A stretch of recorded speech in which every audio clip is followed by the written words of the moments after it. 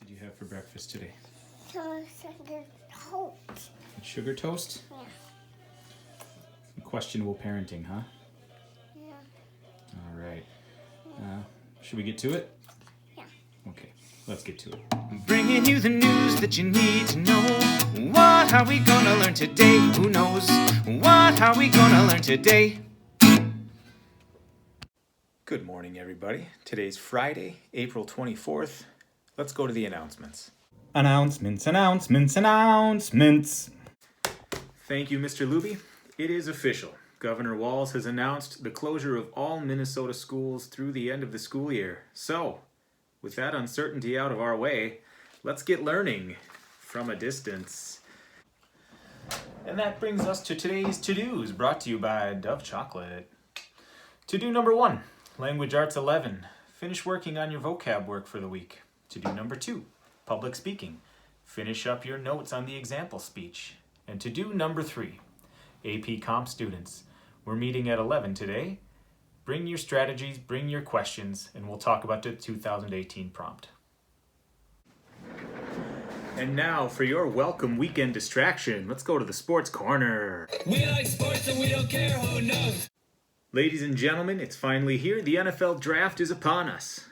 Looking to improve his draft stock over the weekend, Mr. Anderson is brushing up on his skills. Let's go to the videotape.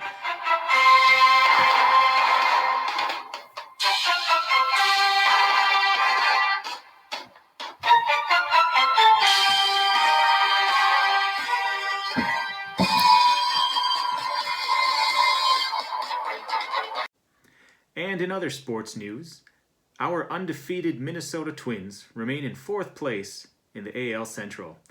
With an interesting take on this, let's go to our resident conspiracy guy. Conspiracy guy, what have you got? Last offseason, the Minnesota Twins put together a roster almost guaranteeing them a deep run into the playoffs. Then, this happened. Coincidence? What does a deadly virus and the Minnesota Twins' success have to do with each other? Well, let's look closer. Where is the virus being most destructive?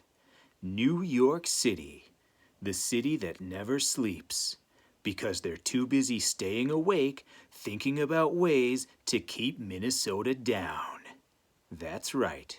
Who has the most to lose from the Twins making a deep playoff run? The New York Yankees. Obviously, the Yankees designed the coronavirus, and now, no baseball. We called the New York Yankees to ask them about this, and guess what? No response. They had nothing to hide. Why wouldn't they take our call?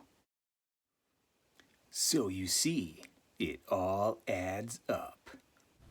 Thanks a lot, New York Yankees.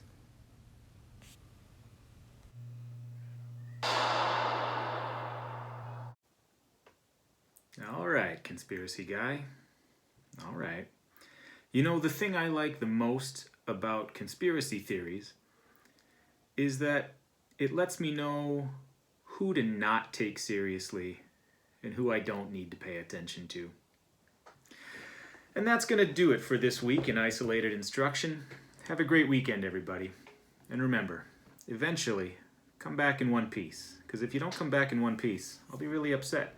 I won't know what to do with myself. Cheers.